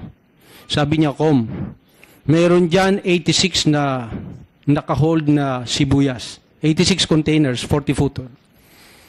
Ngayon, ilalabas na po ito, pinirmahan ni Commissioner Lina yung release niya. But I believe, sabi ni Deputy Commissioner Nepomuceno, may problema ito. Yung 12 na containers, nakasakay na po sa sasakyan. Ilalabas na po yung 12. Pwede nyo pang habulin ngayon. This is June 30, 2016. So, hinabol namin. Within that day, pinahold ko yun. Now, later on, I find out na itong 86 na sibuyas na to, the biggest apprehension of onion in the history of the customs. Prior to that, ang pinakamarami, 3 container lang. Ngayon, nalaman ko na kila Teves pala ito. So they tried to negotiate for the release. Kanino ho sila nag-negotiate? Yung pag-release? The personnel send emissaries, which I can no longer remember, but they send representative saying that pwede bang i-release yung but we conducted the hearing. And then I stand firm na hindi. Kasi may violation po to. Bawal po yung red onions eh. So sa madalit sabi, sinis namin po yun at Sinira. At nabulok talaga. Oo. Yun ang experience ko dyan. At meron The na bang in-offer na pera po sa inyo? They did not offer money. Okay, the next experience I had with them is, I think few months after that, meron naman akong na-hold na shipment na mayroon problema. Nalaman ko na kanila naman around 35 containers na general merchandise. Na-hold na naman po yun. So those are my experiences as far as the TVSs are concerned. Alright. Siyempre ho, yung panglima, yung Davao Group. Tanungin ko ho kayo, yung Tita Nani, kilala niyo po ba si Tita Nani? Yung kilala kong Tita Nani ay yung nandun sa sinani ko. But according to Mr. Taguba, hindi yata yun. So I do not know who's this. Sino ho si Nani ko? He's a division chief. But nag-retired na po yan. Lalaki o babae? Babae po sa Customs. Yun ba si Tita Nani, Mark? No, Your Honor. Commissioner La Peña, nahanap niyo na ba si Tita Nani? No, Your Honor. Mahahanap pa ba natin si Tita Nani? I'm getting some information about Tita Nani, Your Honor, and I think we should be able to identify her. Just going back to the question on Kimberly Gamboa, si Admiral Carlos ba o Admiral Abinoha yung pumunta po sa inyo? Admiral Carlos, Your Honor. Okay. For the record, yung lumapit po sa inyo. Going back to Davao Group, yung kay Kimberly Gamboa, Mr. Yeah, Chairman. ano nilapit? Ano sinabi? Kasi you always say that you want the truth. What specifically did Admiral Carlos ask you to do? There was a shipment of, I think, 82 or 86 containers of tiles. Mabigat po ito eh. They undervalued, they underweight it. Nalaman ng ating mga investigator na yung declaration nilang weight is lighter by 23%. So, malaki pong lugi ng gobyerno pag yung 23% na weight ay hindi mo babayaran. So, naka-hold po ito. Hinold po ito at iniimbestigahan natin. And then there's a request for a meeting between me and Admiral Carlos. And I don't know that he's part of that shipment. So, sabi ko, sige sir, walang problema, mag-usap tayo. So, pumunta sa pisina ko. And then, pagpasok niya, mayroon babaeng kasama. And then, ang sabi niya, kaibigan to ng anak ko. But I didn't recognize that woman even after the meeting. But later on that day, someone from my office informed me that that is Kimberly Gamboa. So what precisely did he ask you? He asked me to release the shipment. Yung 82 or 86 containers na... And you did not agree? I did not agree. In fact, na-hold po yan talaga permanently. And what did he do? We did the process of all WSD commodities. Talagang hindi namin ni-release. And again... Tapos? Hindi, and sinabi ko nga sa kanya, sir, we are trying to fix this Bureau of Customs and now you're here trying to negotiate the release. Eh sabi niya sa akin, Nick, last time ko na ito pumunta rito, nagalit din sa akin, but it's not easy, sir, for a captain like me to say that to an admiral. But that is supposed to be... Why is it not easy? Yan, siyempre kasi senior mo yan eh. Pero sinabi ko sa harap-harapan, sir, we're trying to fix Bureau of Customs. So why are you did you here? file a case against him for trying to influence you? I cannot find... Was he an admiral at that time? He was already retired. Retired. So he's trying to ask you to do something that is against the law. I believe it's unlawful. That's why I disagree. Then, okay. Right. Mr. Chairman, just to go back, no, nasa Davao Group na tayo. Tita Nani, iba ho yung tinutukoy ninyo. Man Scarpio, Paulo Duterte, at any point, did they visit your office? Tumawag ho ba sa inyo? Meron po ba silang hininging pabor po sa inyo? I've answered this already, but I will answer it again, Please. Your Honor. Man Scarpio visited my office once, and the discussion was about the case they have been handling prior, I think, several years back pa. Yes, the Davao Port. Opo. So that is the discussion we have had. As far as Vice President Pulong Duterte is concerned, he has never... Vice Mayor Duterte. Sorry, Your Honor. Vice Mayor Duterte has never visited me in my office. And then they have never asked me or requested from me anything that is illegal. Legal, we have known each other for a long time, so we have a lot of friendly discussion. We play basketball together in Davao even prior to the election. So there are a lot of discussions we have among us. But as far as illegal is concerned, they have never requested anything illegal. Okay, so sinasabi nyo walang illegal na request. Ano yung mga legal na request? Well, it has nothing to do with the customs activity, Your Honor. Alright, so kinaklaro mo ngayon na yung mga nababanggit na pangalan dito, hindi ka tinawagan, hindi ka binisita, walang ni-request sa'yo. Is that correct? No, sir, I have confirmed the two that I have experience with the two Yes. players. Kaya nga, so inuulit ko lang, no? So hindi ka tinawagan, hindi ka binisita. Sorry. With regard to Attorney Carpio, binisita ka for another matter. That was clarified in this hearing also. Pagdating kay Vice Mayor Duterte, tinawagan ka ba? Binisita ka ba? At may ni-request ba with regard to anything with regard to the operations of customs? Just to be clear lang. He has never visited me in my office, but we have met several times in other places in Davao, and we have known each other even prior to the election. And again, I would like to repeat that they have never requested any illegal requests as far as the Bureau of Customs is concerned. So never ka tinawagan at may hiningi para sa customs? Any illegal, wala po. Okay, pero may hiningi na legal? Everybody has been asking the same, pag may madidelay na mga papers, that's everybody's trying to do for every office na meron legal request. Bakit ganito ito? Okay, I so think he's not peculiar person to have done that. He is? He is not a peculiar person as far as requesting for legal matters concerned. Anong ibig sabihin ng is not Hindi a siya peculiar? nag-iisa siguro na nag-request. There are so many people requesting legal and reminding you of your job. So I'm sorry, I want to be clear lang, Captain, kasi medyo nag-iiba ng konti yung, at least sa perception ko, parang nag-iiba yung sinasabi mo. Meron hong legal na request. I cannot remember any legal request he has done. So, But wala. As far as illegal is concerned, wala po. I'm sorry, can you just be categorical na lang? Opo. Yes or no na lang. Wala hong illegal na request. Wala po. Okay, meron Your bang Honor. legal na request? I cannot remember, Your Honor. As far as the Bureau of Concern is concerned. Okay. Bureau of Custom is concerned. You can't remember because marami namang gumagawa niyan? Yan No, ang no, sagot because niyo? if it is not so important, it will never really be remembered. Okay, so merong request na hindi importante. If it's not really important, it's not really illegal, then you can never remember that because you will be receiving a lot of requests every day. So, Captain, I'm not saying may illegal na ginagawa. Okay, tinatanong ko lang, sinabi nyo, maraming nagre-request. Sige, baguhin ko po yung tanong. Meron ho bang nagre-request na illegal sa inyo? Illegal? Yes. Opo, yung mga nabanggit ko po kanina. Okay. Sino-sino po? Sir.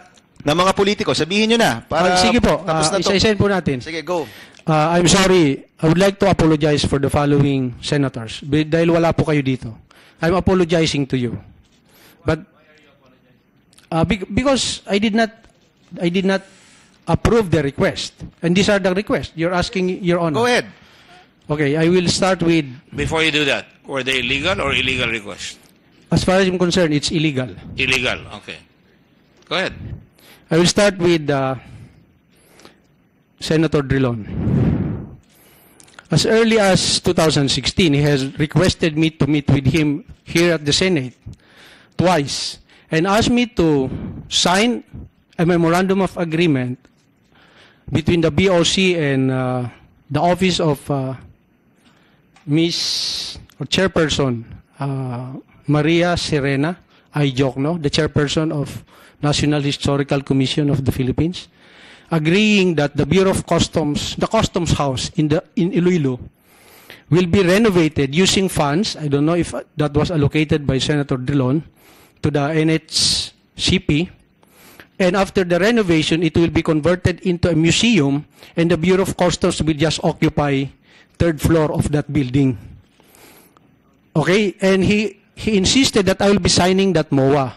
Twice, I attended this meeting, and I said, sir, hindi po pwede. And on the third, I have forcibly changed the provisions of the MOA and signed it. I never acceded that. Why? Because meron na po tayong karanasan, sir, na yung Cebu, ginawa po yan nung time ni President Arroyo na Malacanang of the South. And until today, yung Cebu employees namin are housed in a condemned building. So ayaw natin maulit po yun. Natatanggalin na naman yung mga customs dyan at wala po siyang paglilipatan. These are, sa tingin ko, hindi to tama na request ng isang senador. At talagang tinanggihan ko po siya ng twice dun sa meeting na yan. In that 2 meetings, then Chairperson Jokno was also present. Because the reason to me why they want me to sign it already is 2 years na kasi itong pondo na to, marirevert back na sa Treasury. And it's now my fault na hindi magawa yung project nila. And again, I will compromise the interest of the Bureau of Customs. That's one. So I'm sorry, Senator Drilon, wala ka dito, but that is exactly what transpired. Another senator who had requested me, I think, illegal. Idol kita, Tito Sen, pasensya na. Pero this is illegal as far as I'm concerned. As early as 2016, twice, personally, he asked me to appoint one official as of the Bureau of Customs as a Director of Intelligence. Ito kasi yan dalawang beses niya ako personally kinausap. So I cannot say yes or no. Sabi ko, sir, titingnan natin. I interviewed this official. Sabi ko, ilan taong ka na dito sa Customs? Sabi po niya, pangalanan ko na po, si Eric Albano. Sabi niya, 42 years na ako, sir. Sabi ko, okay pala itong recommendation ni Senator. Kasi veterano na. And yung sunod kong question, sir, boss, sa 42 years, ilan na po bang nahuli yung empleyado ng custom na involved sa corruption? Sabi po niya sa akin, sir, wala pa po akong alam. So, muntik akong mahulog sa upuan ko kasi 42 years na po siya sa intelligence ng customs. So, para sa akin, again, these are illegals. You insist on recommending appointments of such officials na kagaya niya na hindi naman talaga 42 years, wala pa siyang alam na nahuli na kahit isang empleyado na tungkol sa corruption. So, yan. Ito Sen, pasensya na. Tinulugan ko yung request. Well, I think Senator Soto and Dillon, hopefully they can come down, no? But parang hindi naman ho ata ganun ka illegal yung nagre-recommend ka ng tao or meron kang project na gustong matuloy. But ang tanong ko, pagdating ho sa customs, yung may pinapalabas na goods, pinapabago na mga decisions ng customs, meron ho ba sa mga politiko o sa mga grupong ito ang nagagawa po niyan? Na-request ho kayo? As far as importation is concerned, wala po. But, those requests are the ones really affecting the demoralization of the Bureau. Para sa akin, form of corruption na po yung mga ganyan Okay, let's go. So kung gusto natin ayusin yung ating ahensya, sir, really dapat iwasan po natin yung mga ganyan. So, Commissioner, let's go sa mga legal na request. Kanina ho, sabi nyo, maraming nagbibigay ng legal na request. Ano naman po yung mga, para sa'yo, ang legal na request? Let's say, sir, yung meron application for customs bonded warehouse.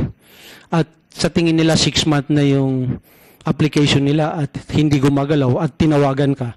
Commissioner, pakitingnan ho kung ano yung problema ng request namin for customs bonded warehouse kasi 6 months na po kaming nakapasag-submit ay wala pa pong approval. Okay. So I consider those a legal legitimate request. because those are our job. Okay. And kanina, tinatanong ko po kayo, ano yung legal na request ni Vice Mayor Duterte? At sabi nyo, marami naman nagsasabi ng legal na request. Kung legal naman, baka pwede nyo naman pong sabihin na lang ngayon para matapos na yung issue. I really cannot remember any specific request. I am sure of that. Because if there is, matatandaan ko po. Okay. For the record lang, tanungin ko lang si Mark Taguba. Mark, at any point, nagbigay ka ba ng pera kay Captain Feldon? No, Your Honor. Right. Sinong ang sinabi mo na nag-represent kay Captain Feldon dun sa mga binigyan mo? Your Honor, ang sinabi ko po kasi, nire-represent nila yung Davao Group, yung Tita Nani. Oh, that's Davao Group. Kasama ba si Commissioner Feldon dun?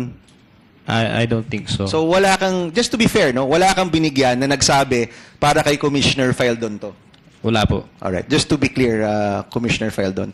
Let me finally ask, last question, Mr. Chairman. Commissioner Feldon, as former Commissioner Feldon, ito hong pagpasok ng droga sa ating bansa, isa sa mga pinakamalaking issue, no? Considering na ito nga ho yung main thrust ng gobyerno, pumasok po siya, sabi nga ng mga senador, hindi naman to backdoor, front door to dumaan, no? Sa tingin niyo po ba, yung customs ho ngayon, may kakayanan na itigil ang mga gantong klasing pagpasok ng droga sa ating bansa? Is the customs now capable of stopping this type of drug dealing or drug smuggling sa ating bansa, or currently at risk pa rin po tayo sa pagpasok ng droga? We are still at risk.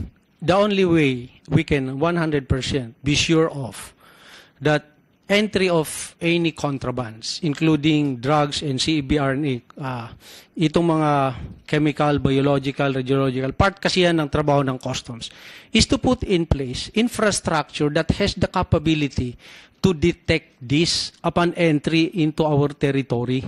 We are only talking about the more than 30 ports of this country. We are not even talking about our inability to stop entry of any illegal in the areas where there are no government law enforcement agencies. So, if we want to stop any entry of not just drugs but including the more dangerous CBRNEs, these are the chemical, biological, radiological, neutral, and explosives, we have to put in place not a perfect but a credible border patrol capability or border security capability, and that is within the mandate of the Bureau of Customs. Ito yung kailangan natin in place. That includes infrastructures. Hindi pwedeng, because the smugglers of this, meron po kami nahuli noong 2016, 180 kilos ng shabu dun sa Apari, dinala po ito sa bangka po binaba, at yung bangka ay dinala dun sa Apari na hindi to dinaan sa port, at nilibing po yan doon, at nakuha natin yung impormasyon at nahuli natin doon.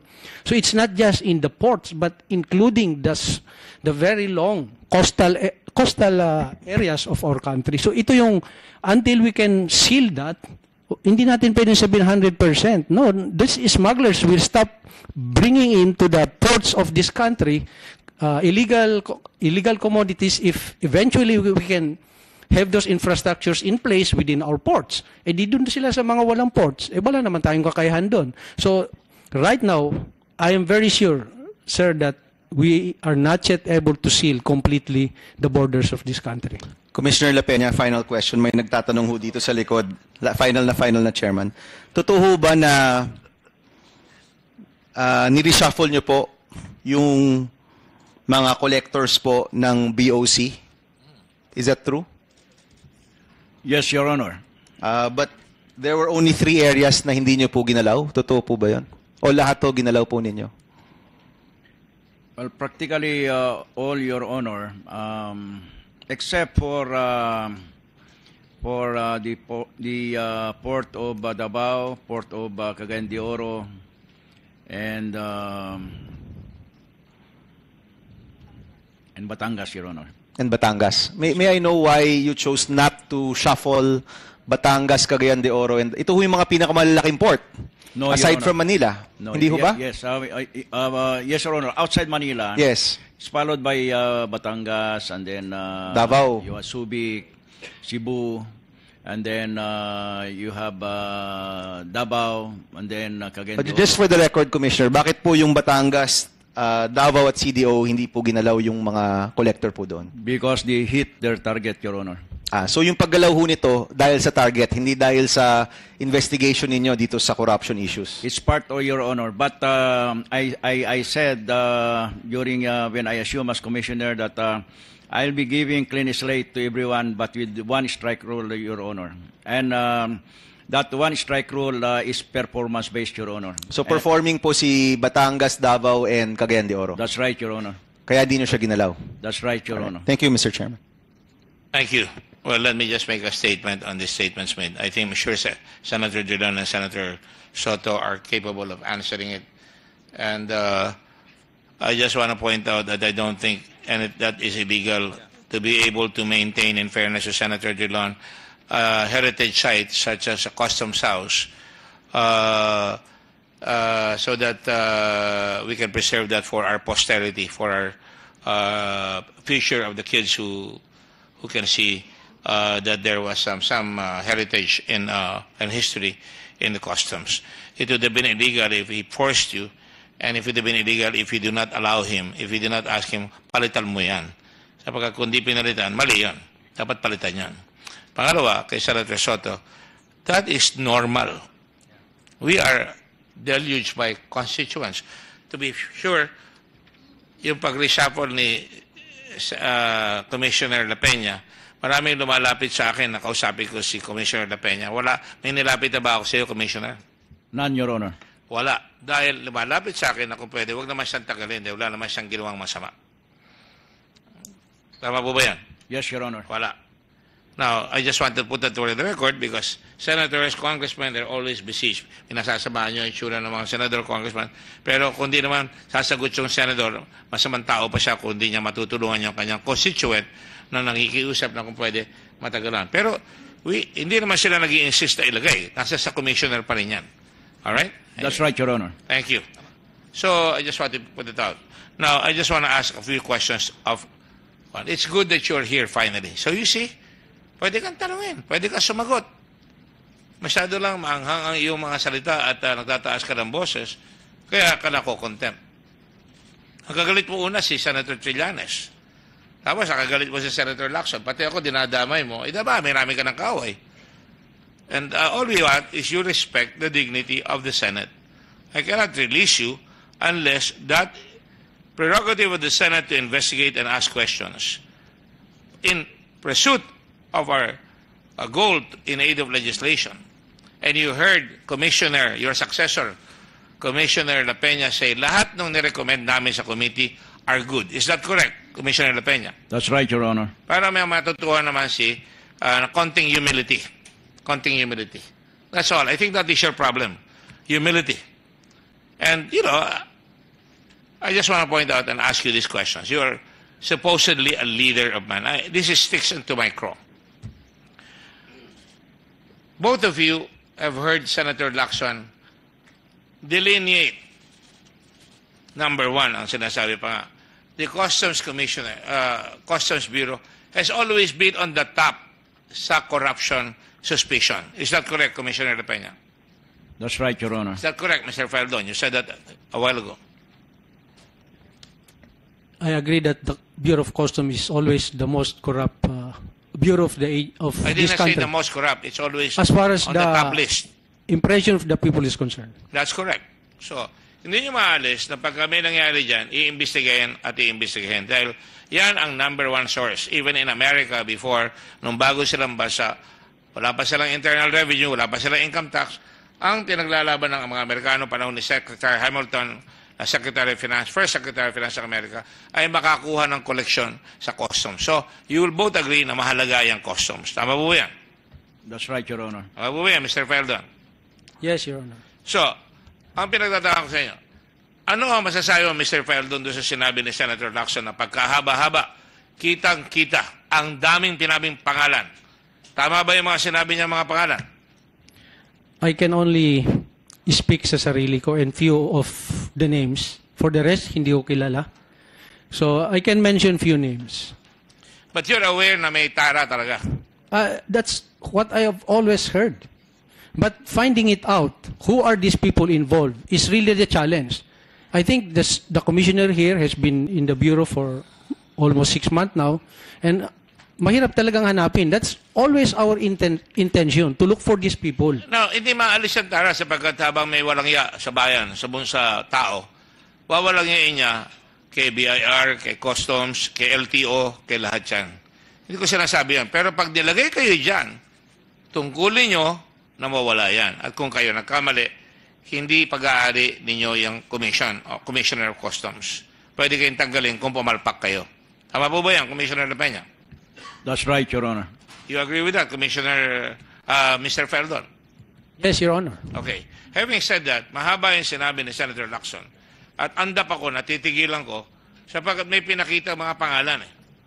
Kailangan tawagin namin yan. And so we will need you again, both of you, if you're going to appear.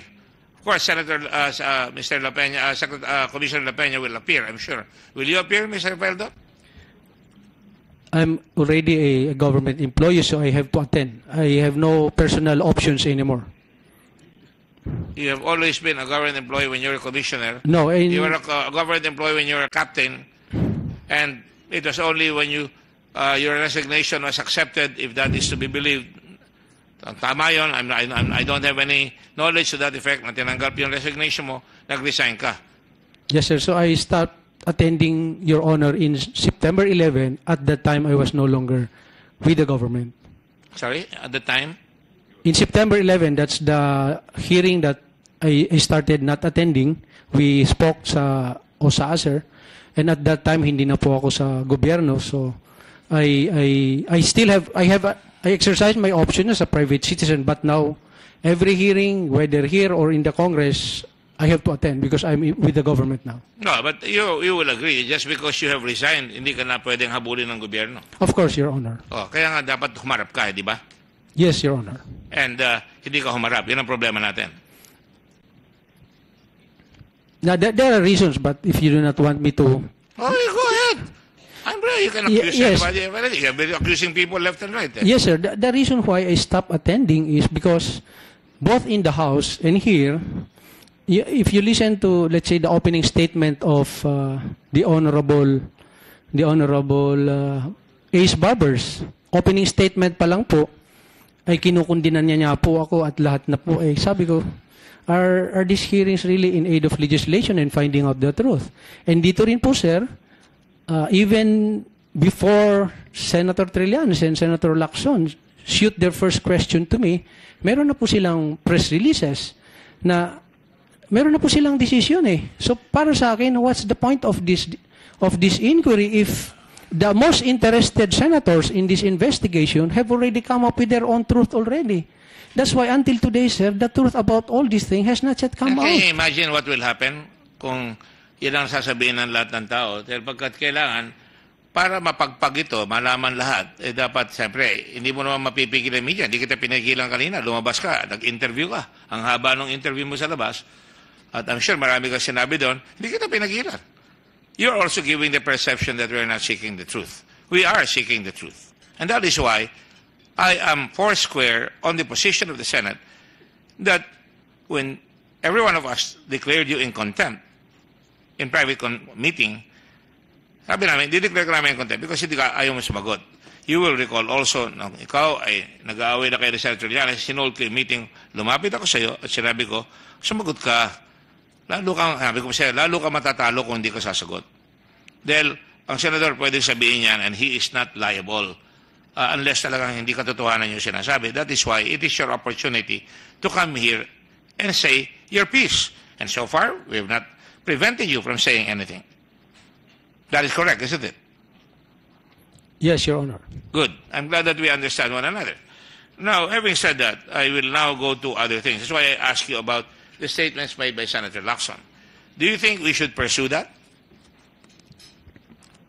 By all means, sir, we want to find out the extent of Tara at the Bureau of Customs. I myself have been wanting to find that out. But I cannot just start kicking out people or accusing people without really evidence. Oh, we all know that. I'm a lawyer. I practice law. We don't condemn people. We investigate, and sometimes what you hear as questions, you will consider as inaapi ka. Walang nag-aapi sa'yo. Malayo sa isipan ko na apihin ka dito. Kaya lang, you yourself, and I'm sorry to say this, and you may disagree, kung ayaw mo, if you're arrogant and you're defiant, talagang mapag-iinitan ka. Because that is our job and you have your job. And you are being called upon here to account for the way you conducted your job while you were commissioner. And that is fair game. Parehas yun. Nag-commissioner of customs ka hindi ka naman pinilit Pag upo mo doon, lahat ang gagawin mo, pwede kang kilitiin, pwede kang tirahin. Kami nga, tinitira araw-araw. Kanina, nabalita ako, sinabi mo raw, nagmamonolog ako doon. Talaga nagmamonolog ako because inaharap ko talaga yung katotohanan. Dahil pinaghirapan namin hanapin yung katotohanan. I want you to understand that because when you become, if and when you go out here, you will have to be called. So now, I will ask you a simple question. Hindi ko na muna tatanungin nyo kay Senator Lacson because gusto ko nandito siya Kung gusto niya, nandito siya. Kung ayaw niya, okay lang. Tatanungin ko pa rin kung ano may matatanungin ko. Kasi aabutin na tayo ng alas 3. But this sticks to my craw. Meron kang tao si Art La Chica. Tinanong na kita nito nung una. Art La Chica was, I think, parang administrator. Tama ba yan? Ha? Deputy Commissioner for Administration, correct? Yes, Your Honor. I think OIC at that time, Your Honor. Art La Chica, I'm told, was a good man. And I'm told na marami siyang inalabas na, and you disagree with him, of course, nag-aaway kayo dyan, o, hindi ko alam kung nag-aaway kayo, basta nagkakasagutan kayo. Totoo ba yan? No, Your Honor. Hindi kayo nagkakasagutan? In fact, in my commitment outside when wala akong mautusan nun kasi siya pa lang eh. And then I always ask him to represent me. In fact, in the anti-corruption cases, organizations that the Bureau of Customs, siya po yung pinapadala ko. Okay. The only thing, in fact, if you have listened to my previous pronouncement against him, I always, there's two phases of La Chica as far as Bureau of Customs concerned. Did you say two faces of La Chica? Yes, sir, as far as Bureau of Customs Ano yung two concerned. faces na yun? Hindi ko narinig yung sinabi una-una. The first phase is that he's very competent. He knows his laws as far as the Bureau of Customs concerned. But talking about tax credit, they created a committee to screen a tax credit certificate, and in their committee, it took at least 6 months bago lalabas dun sa committee nila. E nung pag-upo ko, just like Commissioner La Peña, may lumapit sa akin ng mga stakeholders na sinasabing hindi na kailangan yung committee na ito. Kasi meron ng BIR, DOF, at BOC, at yung lahat nire-review to. So bakit may committee pa dito? So tinanggal ko yung committee na yan, which he was heading. Ayaw ko na magsabi nung negatibo pa kasi patay na yung tao. But that's the other side of La Chica. Yes, but But he was assassinated, was he not? Excuse me, Your Honor. He was assassinated. Yes, Your Honor. And it was during your watch. Yes, Your Honor. And you claim yourself to be a leader of men. You're, after all, a Marine. A former Marine. I do not know what's misleading, Your Honor. Excuse me, I just have to answer the call of Senate President.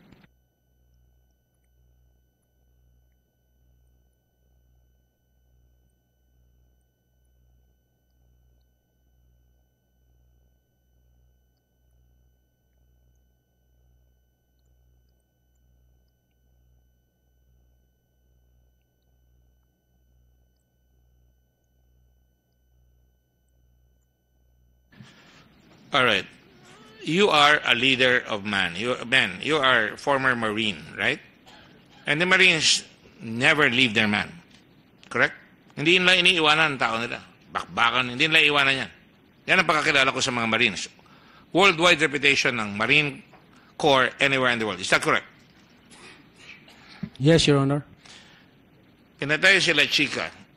And I understand, di ba, meron siya mga findings na nagsusweldo kayo ng mga basketball player na ginagawa naman niya. Huwag ka matakot dyan sa tanong ko.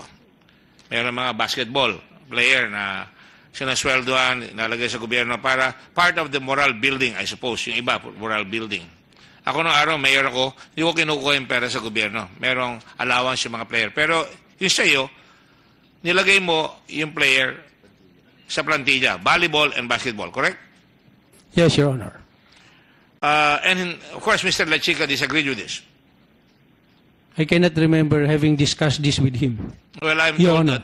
that he disagreed with it, and of course, there were other things that happened, and I will not. I don't have time, but I will do so at the next hearing. Mr. La Chica died. Did you ever try to get to the bottom of your man? I'm just going to speak for myself.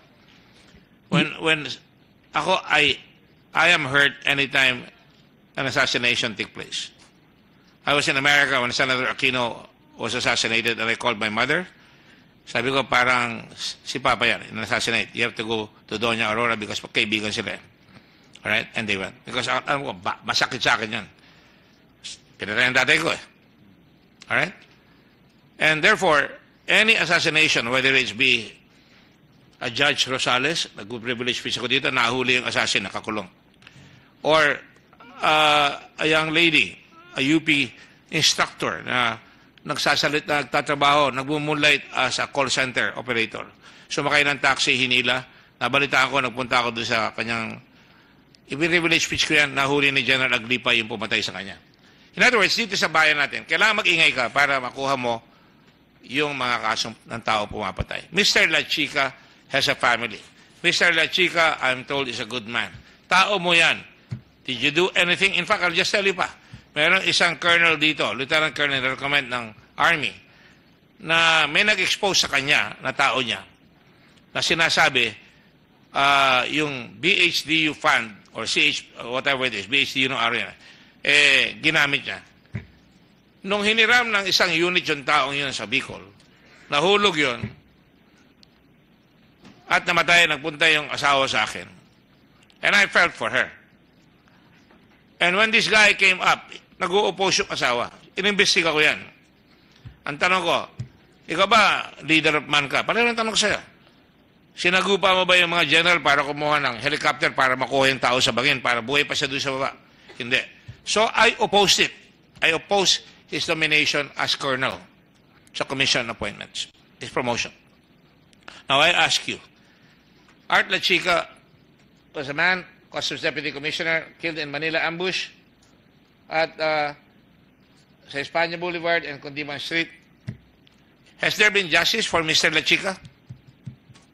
As far as the investigation of the death of Art La Chica is concerned, I've coordinated with both the police and the NBI. In fact, it is not just you, sir, but even the Secretary of Finance have been asking me almost every day during that time the progresses of the investigation. We have submitted to all the investigations CCTV coverage of the Bureau of Customs. So we participated in all the investigation. The NBI and the police had conducted so far as his death is concerned. As far as his family is concerned, I have communicated with the wife, and then the wife informed me that he's no longer interested in the case. He just wants to move on. So these are investigations that the office has really participated and want to find out the truth about this, but the conduct of investigation itself, because the incident happened at Espanya, so the police has taken over the investigation, Your Honor. But let me tell you something. There is an American Red Cross man who was killed by his girlfriend. Sinagasaan siya. Binigyan niya ng kotse ang girlfriend niya, nag-away sila, binigyan niya ng bahay, lahat yan. Sinagasaan siya. Wala na siya sa American Red Cross. Nung malaman ko, hinabol ko. At ngayon, ang siya ng homicide to record, sinagasaan, binalingan. At nahuli. At tinahanap namin yung babae, nahuli. At murder ang sinarys. Kasi kala ko, di-dismiss pa nila eh. No? Sabi ko, imbestigay niyo maigi. Nakakuha kami ng mga testigo na nag-aaway sila doon sa loob ng kotse, lumabas siya, sumabit siya, tinapon siya. Kung ako, Red Cross yan, Amerikano pa yan, hinanap ko, bakit hindi nyo mahanap sa customs yung isang tao nyo para hindi mawala yung suspicion na kaya siya pinatay, meron silang di pagkakaunawaan sa customs. I don't care if the wife does not complain. I think, kung tutunay kang opisyal, hahanapin mo. I just want to make that comment. Yes, as far as that comment concerned, sa inyo ko pa lang po narinig, Your Honor. Yung ano? That insinuation, Your Honor. I'm not insinuating anything. I'm only saying that you are There's no the Customs disagreement Commissioner and you did not pursue it to the hilt. No, that's really what you're trying to No. point out, Your Honor. Do not But read my mind. You're crossing on thin ice again. no, you're Because again, you're there trying is- to demonize me here, Your Honor. Oh, see? You have a persecution complex. No, you said that I disagreed with him. I never disagreed with him. I accepted your answer. And then you said that I pinabayaan not ko siya. accept your Hindi ko siya answer? pinabayaan, Your Honor. This is what I'm trying to say here, that you are not after the truth. You're trying to malign me here, to destroy me here. This is not what... This. Well, have a long vacation here. Because hindi pa, you see, do not try to read as I read. You read. All right? I'm just trying to speak for somebody who can never defend himself anymore. Yes, Your Honor. And I But just want to know kung meron. Kung ikaw, sasabihin mo, meron ba kayong away sa loob ng customs? Meron bang inabuso yan sa customs? Meron ba siyang hiningan tapos hindi siya nag-deliver? Yun ang sagot dapat doon na alamin natin. Yung tara kasi, Dapat sir, alamin natin. Hindi yung kuro-kuro mo kagad, sasabihin mo kagad na inaapi ka. yung tara, sir, hindi mo naman tinapos Inabuse ka ba eh. ng pamilya mo nung araw, nung bata ka ba? Hindi mo naman, sir, ako tinanong dun sa tara. Tinapos mo kagad, nandito tayo. Tatanungin Hindi pa mo malinaw na- yung tara eh. Let, First rule is to listen to the question and then answer. Do not argue with me. The Tara, I said I will continue. And that's why I preface my fact na babalik ka. Pero at the rate you're going, you're arrogant, you're defiant, you don't want to listen to questions that you do not want to hear, you do not want to be responsible, you do not want to be accountable. Can you blame me if I think that way? Because of your demeanor? We lawyers are trained and judges are trained to look at the demeanor of a witness. Kung a witness ganyan, talagang magkakaroon kami ng conclusion. Your lawyer should teach you that. It's not going to get you anywhere. Do not accuse me of unfairness because I've never been unfair in any hearing here. And that's why hinahanap namin maigi. So, I will ask you some more questions in the next hearings. In the meantime, I will thank both of you because it's already 3:07 and I just had a discussion with Senator President Pimentel, and I will have to be in consultation as to what to do with Mr. Faildon insofar as his demeanor today is concerned, insofar as whether we should keep him in contempt or whether we should send him to another place, because I don't give two hoots whether you've been appointed by your president, our president. I don't give two hoots whether the Department of Justice allegedly, and I have not found it yet, I'm looking for the actual papers, have dismissed the case against you. As far as I am concerned, coming into the heels of this investigation today, lumabas ang Department of Justice na dinidismiss yung kaso sa inyong lahat sa customs. It is suspicious, it is not acceptable to us, and to me, it is a dagger in the war against drugs. Ang laki-laki in your watch ng lumabas na droga. Yan ang pinag-uusapan dito. Lumabas na droga, napakalaki. Yung pinag-uusapan kay Senator Lacson, perang nawawala sa atin. Doon sa panahon mo, hindi mo maitatanggi, lumabas yung drogang napakalaki. And all your supposed statements, I can refute, and I don't want to debate with you because wala sa lugar yon. In the meantime, I can tell you, I am not afraid that the Secretary of Justice, if he is the one, dismiss your case in the Department of Justice. We are a different jurisdiction here. And for so long as we are not finished. And I will tell you this, when we feel that you are really guilty, we will try our darndest best to get sure. And I call on the Ombudsman, I call on the Department of Justice to send their representatives here when a co-equal branch of government is investigating so that they can get and listen and watch the witnesses and get the evidence para sa ganun, hindi madidismiss yung mga kasong ganyan. Anong silbi ngayon? Dinismiss ng Secretary of Justice ang kaso. Sasabihin, malaki ang nawalang malaking droga, tapos paglabas nyo, yung maliliit na mamatay sa maliliit na lumabas na shabu. That is the message that you're bringing here. So you are not a sacred cow as far as I am concerned. I used to respect people who will put it on the line. But I can see that your demeanor is consistent. Pag hindi ka nag-agree sa sinasabi sa'yo, lalapasakan mo lahat. And on that note, I will suspend the hearing, and I thank Secretary, Commissioner Paildon, Commissioner Lapena. May respond to the Senator, Your No, Honor. you may not. You may respond at the next hearing. We are in the middle of we are about to conduct a session. You see, pagbibigyan kita, pagbigyan mo rin ako. Pagka ikaw sumusobra at nagsisinungaling ka sa lahat ng sinasabi mo, I have papantayan not kita. lied here, Your Honor. Never mind. I will suspend this hearing. Thank you very much. The next hearing will be on February 8th at 10 o'clock in the morning.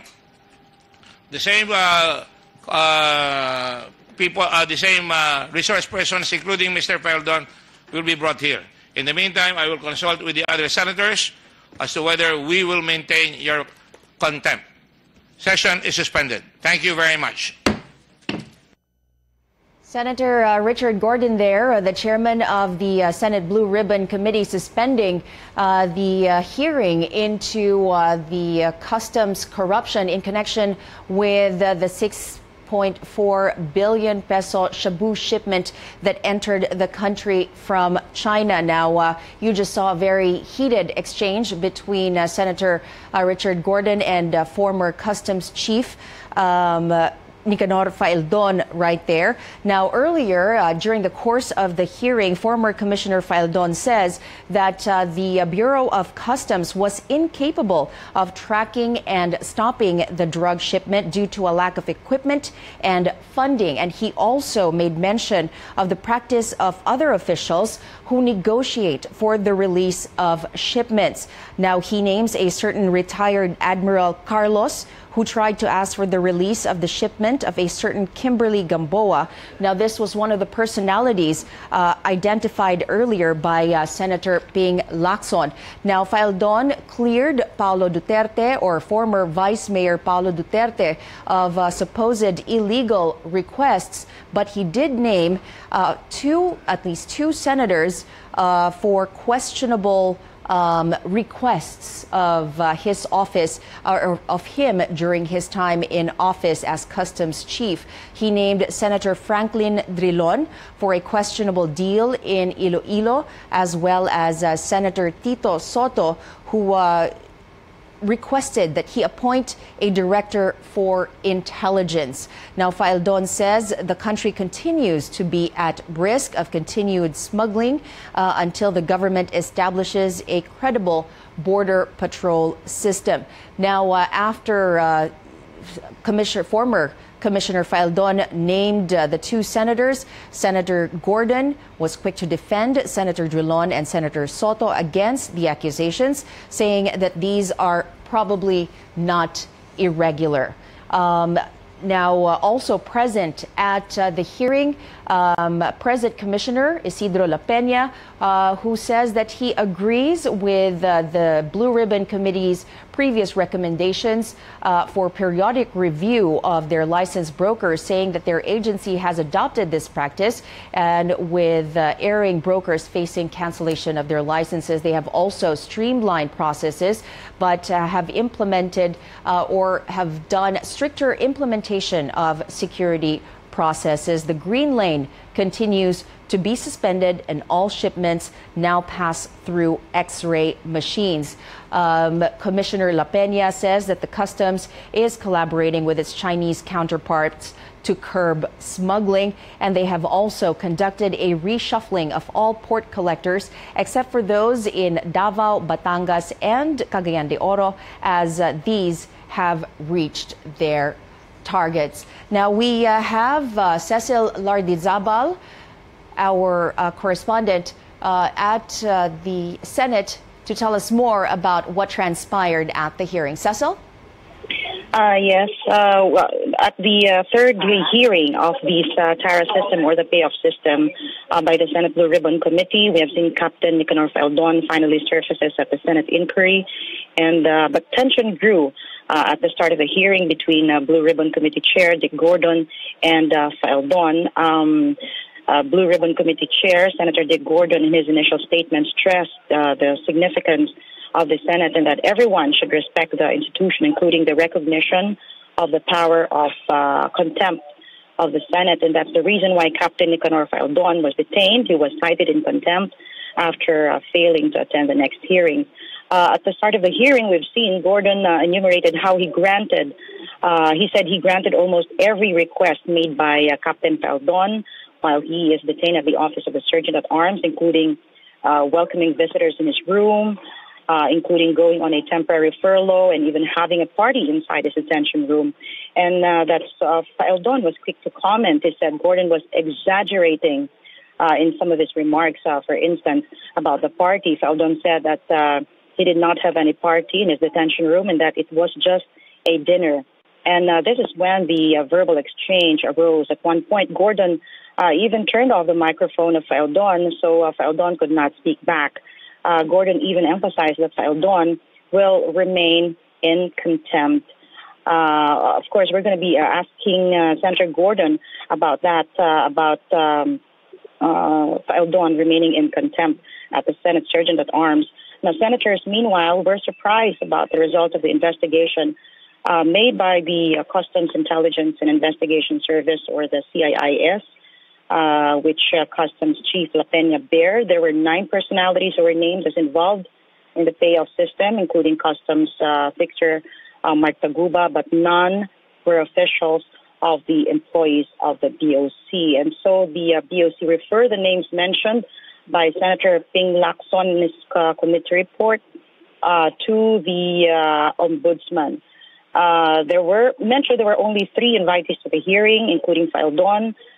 We've seen Customs Chief Isidro La Peña and Customs Fixer Mark Taguba. And then towards the end of the hearing, we've seen a part 2 of the heated exchange between Eldon and Gordon. Eldon was trying to tell Blue Ribbon Committee Chair Gordon that he's trying to demonize him, trying to malign his reputation during the Senate inquiry. And then Gordon went on to say that Eldon will probably have a long vacation at the Senate. Menchu. Well, thank you very much for that update. Now, they did mention that the next hearing is going to be at 10 a.m. on February 8. And they did mention that several the resource persons would remain the same. Do you have any idea about what we can expect for the next hearing? Cecil, can you hear me?